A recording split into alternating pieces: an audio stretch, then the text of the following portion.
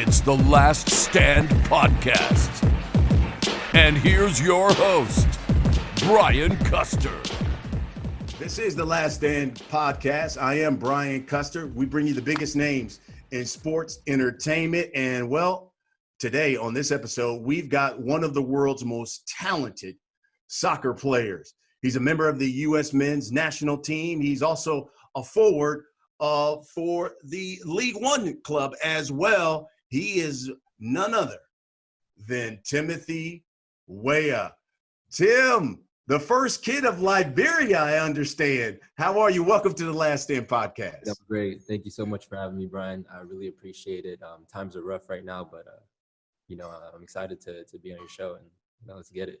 Hey, Liz, absolutely. It's good to have the son of a soccer legend on the podcast here as well. And I, for those who don't know, I mean, they know your father was a great soccer player, but also currently the president of Liberia. So I almost feel like, Tim, it's like I'm talking to a modern day Coming to America. I mean, is this? I mean, do I call you the prince? When you're walking around Brooklyn, do they drop rose petals at your feet when you walk around Brooklyn? No. No, it's life has been really easy for me at this moment in terms of attention wise, because I'm the type of person, I don't like all that attention. That Prince stuff is all out the window for me. I just like to be called Tim. I come home to Queens and just enjoy, and I'm happy for him that he's gotten the opportunity to help forward his country. It's been amazing for him. It's been a dream of his. And, God just put me in the position where I'm his son, and, I get to see everything from a different perspective and, from that first hand point of view. And it's beautiful, and yeah, it's fun. So does that mean though, when you're walking around, let's say the streets here in the States and in New York, do you have security? No. Really? Yeah. I do everything by myself or with my cousins or with family. We really don't, we're not really high on security and stuff like that. Interesting. Okay. So, listen, you're basically, 21 now, young man, born here in the States. As a young man, give me your perspective. As a young Black man, American here, your thoughts on what is going on in our country right now? For me, to start with, it's ridiculous. R.I.P. George Floyd and, the many others that have passed away from police brutality or, just being racially profiled and killed. For me, this is my first time, experiencing this firsthand, and it's crazy. But I feel like, if we don't get justice, they're not going to get peace. And it's real simple. We're going through all this, and all you have to do is just listen to what we have to say, listen to how our people feel, and just make a change, because we can't continue living like this. It's been decades where our grandparents, went through the same thing, and now we as children have to witness the same thing. My mom, she's scared for me to go outside because she doesn't know if I'm going to come back home. They know me on TV, but the cops out here don't know me. So, that's huge. And, just going out on the street partying and, whether I'm with my friends, sometimes you have to look up and be like, yo, guys, we have to really be careful, because if we get stopped by the cops, that's a problem in society right now. And, as a Black man, you feel constantly hunted by society. You feel like you're being hunted and preyed on by the police and by society. So it's really hard. Yeah. I would assume, considering your father, the president of Liberia, he's very concerned about not only what's going on here, but for your safety as well. Yeah. I just got off the phone yesterday with him, and he was like, Tim, don't get too much into this. We want you to, be an advocate for peace and all that stuff. But I'm like, Dad, at the end of the day, the only thing that's going to stand, the only thing they're going to listen to is our voice.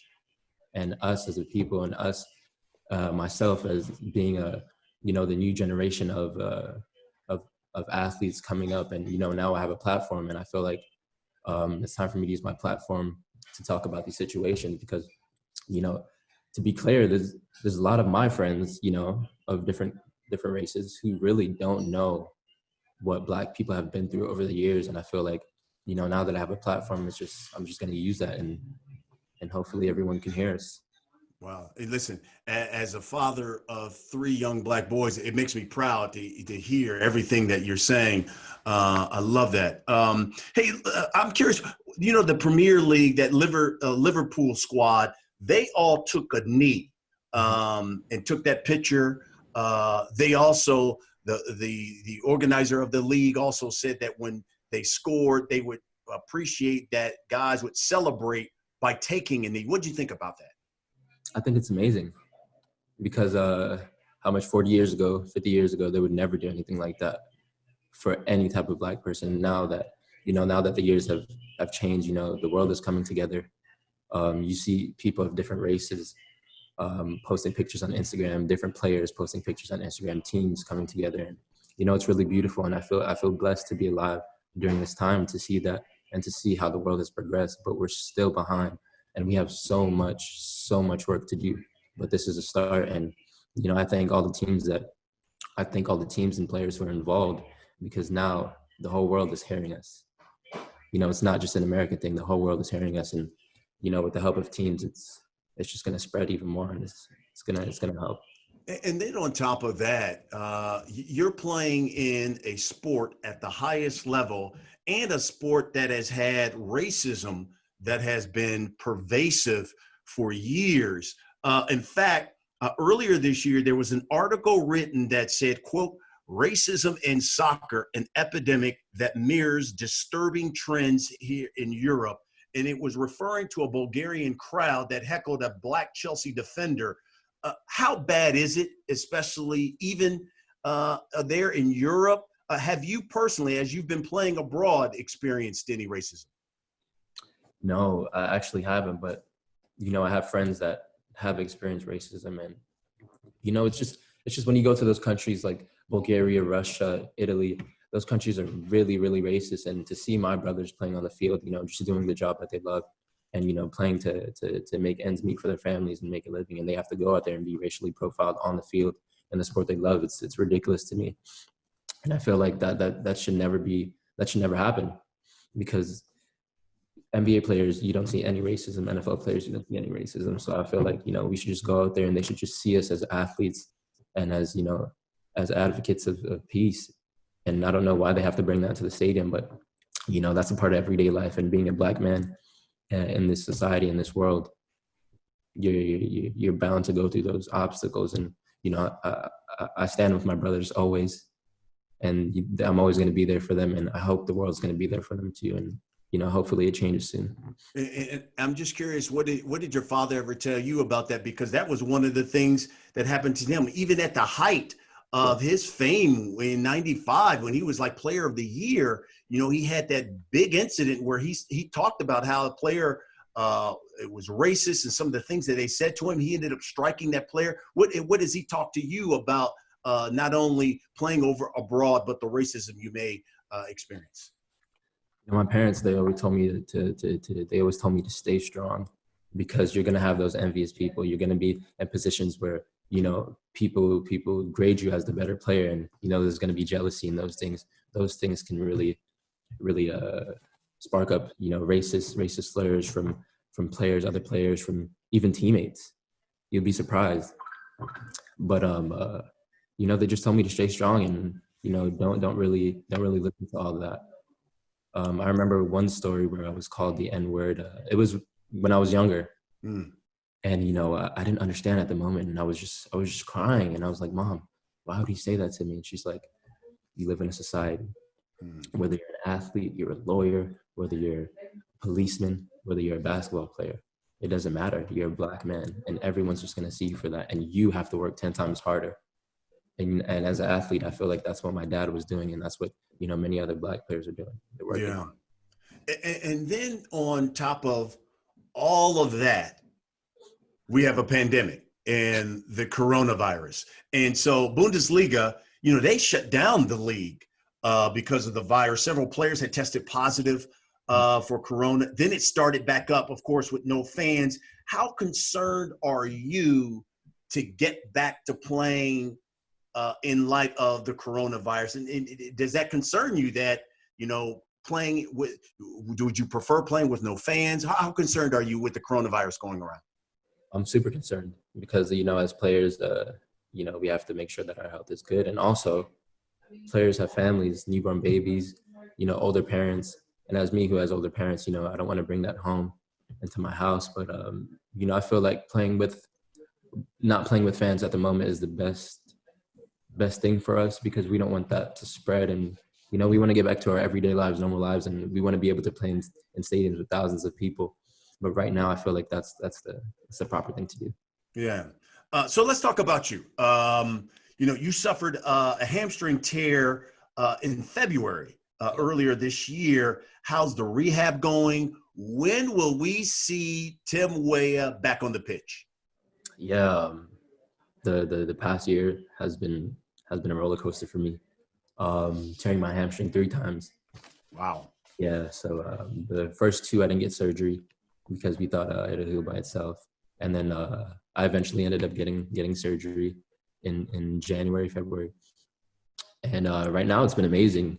I've been training with the facility and my guy, Patrick, trainer who's been great to me. He's had me working day in, day out, and we've been really hustling, and, hopefully I can get back in late July or early August. I think the good thing is that, the Summer Olympics has been pushed back to next summer because of obviously the coronavirus. Maybe the good thing is that, that it has been pushed back is that you're not missing out on anything, because I would assume have we had the Olympics here this summer, you wouldn't be playing, correct? Oh, I was totally ruled out of the Olympics. And, when I heard that I got pushed back, I was super happy because now I have the opportunity to rest up, heal up, and then, eventually, hopefully go represent my country in the Olympics. And that's one of the things that is really on my bucket list, is representing my country and winning an Olympic game. So, I feel blessed, and I feel honored to be in my position right now. Any fear on your side that the injury could cause you to fall on the depth chart there of the national team? There's always that healthy competition in the national team, and I feel like being injured a year really puts you behind others. But I feel like if you have the right work ethic, if you have the right mindset of a champion, that Mamba mentality, I feel like no one can stand in your way. And once I get back to full fitness, I'm ready, I'm hungry, and I'm taking whoever spot I need to take. Let me ask you this. Will the U.S. men's soccer team qualify for the Olympic tournament? Because they haven't done it, from my understanding, 2008? Mm-hmm. Will this team qualify for the Olympic tournament? Most definitely. I feel like this team that we have right now, with the likes of Christian Pulisic, Weston McKennie, Tyler Adams, all my guys, I feel like we have one of the best teams that, we have one of the best young teams that the U.S. has ever had. And, the amount of talent that we have in this group is amazing. And I feel like there's a road, we have a huge road to success. And I feel like Olympics is that first obstacle, and then the next is Olympics. And I feel like we really do have the team and the quality to make it. You mentioned Christian Pulisic. Is he the real deal? A lot of people have talked about you. They have really talked about him. Is he the real deal? Yeah, Christian's great. I love playing with him because we feed off of each other. We haven't played with each other a lot, but the times that we've had, it's really been amazing. And, shout out to the other guys too, Weston, Tyler. Me and Tyler have been playing together since we were 13. So, to have that connection, that bond with the guys, and everything just shows on the field, and it's fun. It's fun. Now, your father, though, he was considered one of the GOATs when you talk about soccer. I'm looking at some of his accomplishments. FIFA World Player of the Year, regarded as one of the greatest African footballers of all time. They even nicknamed him King George at his height. Has it been hard to live up to his legacy, or has it helped you in your journey? No, it hasn't been hard, because I feel that it would have been hard if I would have if I was constantly thinking about it and constantly thinking about what other people were saying and, you know, how they felt towards me. But I really don't care. And it's like me and my dad and I, we spent so much time working together and, you know, watching his videos, watching his success. I want to be just like him, but I also want to follow my own path. I want to, you know, walk in his footsteps while doing my own thing. And, you know, it's really a thing of beauty for me. And I'm loving the process. I love my haters and I love my fans even more. At what point in your life did you know, wow, my dad was pretty special? I mean, because, you know, usually you look up to him, he's just your father. But then all of a sudden, you know, you start to realize like, okay, wow, this guy was something else. At what point, how old were you when you realized, okay, this guy was a GOAT? So maybe when I was, there was a time when I was younger living in Florida. We were all living in Florida before I moved back to New York. And, you know, we were just walking in the mall. And I'm like, all right, normal day. And when we got into the mall, there's just like a rush of people. And I'm like, oh, what is really going on right now? What are we doing? I'm trying to shop. What are we doing? And that's when I realized, you know, it's a pretty big deal. And, you know, I got home that night, researched everything, you know, started watching videos, started reading up. Because when you're a kid, you really don't pay attention to things like that. And that's when I realized, you know, my dad was big in the world, and I wanted to be just like him. That's fantastic, man. I love to hear that. So I read this article. It said, Timothy Weah, the new Freddie Adu. Now, we all remember Freddie got major press, hit the national scene when he was just a teenager coming into soccer and exploded. And I think a lot of people felt like he never lived up quite to the hype. When people make that comparison, because you are so young and you too, you exploded on the scene as a teenager, do you say, no, I don't like that comparison, or do you embrace it? I'm gonna embrace it. Freddie's another Black player that I look up to. You know, I don't really pay attention to the comparisons, but, you know, if they compare me to someone, it pushes me to do better than that person. And it pushes me to work harder to become, you know, to reach that level or to go past that level. And, you know, shout outs to Freddie. You know, I watched him play. My brother played with him. And being a young guy, I don't really listen to the media. I don't really look into what the media is saying and stuff like that, because it can tweak your head a bit. And, you know, I just try to play my game, do my thing, and just do me. Did you always know that you were going to play soccer? I mean, or was it something that your dad said, hey, you got to play? Or did you ever have any interest in anything else? So, you know, growing up in a soccer family, it was bound that I was going to be a soccer player. But you know, to be fair, I had this stint where I was playing basketball in school. I was playing for a team, and, you know, I wasn't sure what I wanted to do, because I was really athletic in middle school, and, you know, I had a couple of offers, you know, to play basketball, football, but I chose soccer. But I'm really into basketball. I love basketball. I love watching it. I love playing it. I have a lot of friends who play basketball, so that would have been dope to experience. Can you hoop? I could hoop. You try to go 1-on-1? Because I got game too, so we're going to have to settle this at some point. You know, I don't want to touch you on the soccer field, but we can get on the basketball court. We can do it. I'm ready. We can do it. So this past May, you know, the court struck down the U.S. women's national team, their lawsuit. They were demanding equal pay. Yeah. Similar to, obviously, the men's team. Well, what do you think about the women's team? They've been so successful. Do you think the women's national team should be paid the same as men? I love the women's national team. Megan Rapinoe is one of my favorite players on the team, obviously, because she's one of the biggest stars, and I feel like they do deserve it. I feel like there's no reason why. They've won so many World Cups. They're a top tier team, and, you know, they're hardworking women who have families also, and I feel like they deserve everything that we're getting. You know, no matter on if they're bringing as much revenue as we are, or, you know, if our game is faster, it really doesn't matter. They deserve equality. Everyone deserves equality. They deserve to be paid because they're playing at the highest level. and I appreciate every last one of them. It seems like everybody here in the States as a kid starts off playing soccer.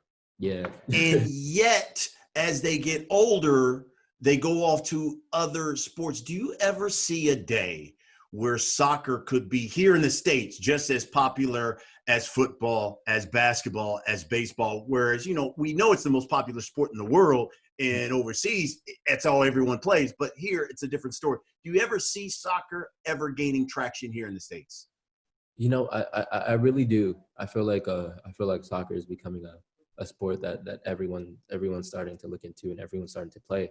Over there in Europe, it's a lifestyle. And I feel like the only way that soccer in America is going to be the biggest sport is when we bring home a title. The younger guys, if we win an Olympics, if we win a World Cup, because the females have done it. The females have done it. The females have World Cups, and they're, as much as we can say, we're working hard and we're winning games and blah, blah, blah, the females are the reason why football is so big in America, because they're winning the big cups. And I feel like when us guys, when we bring our talents together and when we're ready, and if we ever have the chance to win a World Cup or win an Olympic, we have to really take those opportunities, because that's just going to grow the sport in the country. And you led right into my next question, because it seems like the women's team has been so successful, winning Olympics, winning World Cups. When are the men going to match that level of success? I feel it's going to come with time. I feel like, as a people, we don't have to rush everything, because it's all a process. It's all a building process. We have really young guys guys who are just now getting exposed to Europe. Now everyone's going overseas and, gaining that experience. And I feel like that's amazing. And now it's just going to take time, development, the right mindset, building a proper team. And once you have that, once you have a core, you're going to win. And that's what the women's team has. A lot of them do play overseas, but a lot of them stay here. But they just have that core of winning. They have that core of a winning team and that winning mentality. And I feel like the ladies have done a great job, and I'm really proud of them. Here with Timothy Weah of the U.S. men's national soccer team. And before we get to listener questions, Tim, I want to talk about one of our podcast partners, the all-natural B1 patch. And listen, I use it as well. All you got to do is stick it on, peel it, stick, and just in a few minutes, you feel the B1 vitamin, the thiamine. It boosts your immunity, immune system, gives you focus, gives you energy. If you're into working out like myself, it's going to help you recover a lot better. Buy the B1 patch. All you got to do is go to buyb1.com. And when you do, use the promo code BC3 and you get a discount on your order. If you want to boost your immune system, if you want to have some energy, have focus, and help your workouts, get the all natural. It's natural B1 patch. Use the promo code BC3 when you go to buyb1.com. You never know. Using this patch, you'll be an athlete like Timothy Weah. And you can take him on the soccer field or on the court like we're going to do when we're done with this interview. Timothy Weah here on the Last Stand podcast. So we love when our listeners send us questions, and I got a number of them for you. So I want to get to them really quick.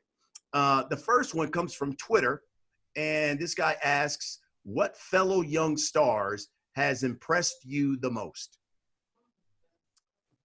There's a bunch. There's a couple. Being that I played with Kylian Mbappe, he's a year or two older than me. One of the best players I've seen so far, and being in training with him every day, and being in games with him, you really see his talent and try to feed off of that. He's really been a role model to me, because at that age doing the things that he's doing is amazing. And, I really respect him, and I love his game. So that's one of the guys who I look up to and who's really impressive. Next question comes from Twitter as well. It says, are you fully committed to playing for the U.S. national team? Yeah. I don't think I don't even think that's a no-brainer. Mm-hmm. I'm born in the States, grew up in the States, have family in the States still. All my friends are in the States. So, I feel at home with the US, and that's what it's going to be until the day I retire. Got it. Maybe I'm assuming maybe they think probably because you're playing for the French League team or something like that. Maybe they're thinking you're going to do that, or maybe play for Liberia or somebody. Other question comes from Twitter as well. It says, "Are doctors confident that you will be 100% healthy?"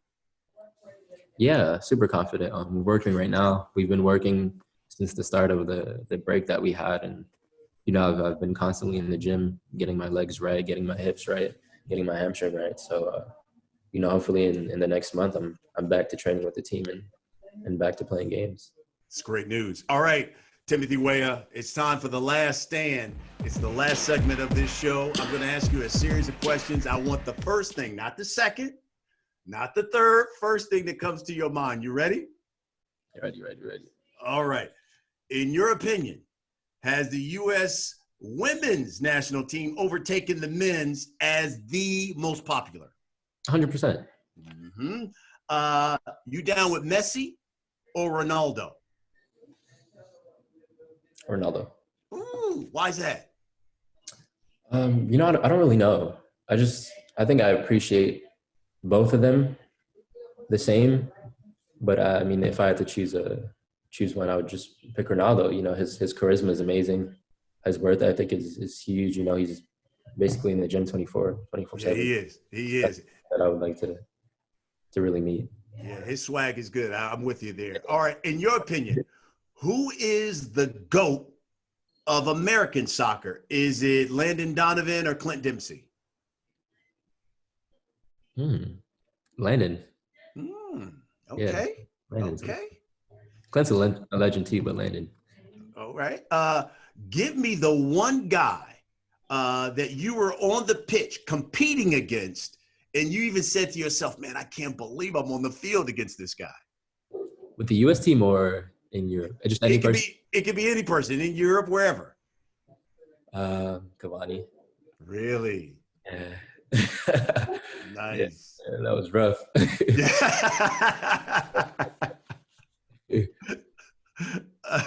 How is Neymar in competing against Neymar? Amazing. He was a huge role model for me there. He was one of the first players to come up to me and talk to me. And, being that he was my idol at the time before we became friends, and he still is, that was amazing to me. And, seeing what he does on the field and in training is super dope, and it's crazy. Nice. If you weren't playing soccer professionally like you are now, what would Timothy Weah be doing right now? Oh, man. A lot of people don't know this, but I think I would have been a musician. Really? An artist. I'm really into music. I write music, and I'm currently in a group right now, on the side. Yeah. You play or you sing? What's the deal? I sing and I write. Really? Yeah. Okay. Now, what kind of group? What kind of genre? Hip hop R&B. Okay. Now you got bars or are you singing? Are you the new Drake? What do we got here? I don't know if I'm the new Drake, but I do have a bit of bars. I love writing. Okay. My free time I write, and I built a studio in my house in France. And me and my best friend, Thibaut Rapon, who I met in France, on Periscope. And, fast forward 5 years later, we're best friends and we're still doing music together, and we have our little group, and, hopefully going to be putting out music soon on our free time. Okay. So we were going to end it, but you can't give us that nugget and we end this interview. Can you drop me a little something? Can you give me a little freestyle or something? Oh, freestyle. Yeah, something. Something. You said you got bars. All right, dang. I don't even have bars like that. I'm not even gonna lie. I don't even have bars like that. But I do write really, really good. And, hopefully I can put out some good music. I love that. Well, you know what? Next time we want to have you on, and we want something strictly for the Last Stand podcast. I want something. You say, "Hey, I created something for the Last Stand podcast." Hey, you know what, Brian? You guys put on a little instrumental for me. Yeah. And I got you. I love it. I love it. There he is, the one and only Timothy Weah. My brother, we wish you a speedy recovery and nothing but success. Go to the Olympics, score a goal, and make sure you look in the camera and just say, I told you I was going to do it. Thank you so much for having me. I appreciate you and your staff and everyone who's made this possible. I feel completely blessed to be in your presence, and this is amazing for me. And I really want to thank you for giving me the opportunity. I love it. I love it. There you have it, folks. That's what we do. We bring you the biggest names in sports and entertainment, like Timothy Weah. We'll have another huge guest next week. I'm Brian Custer. Thanks for watching and listening to the Last Stand podcast.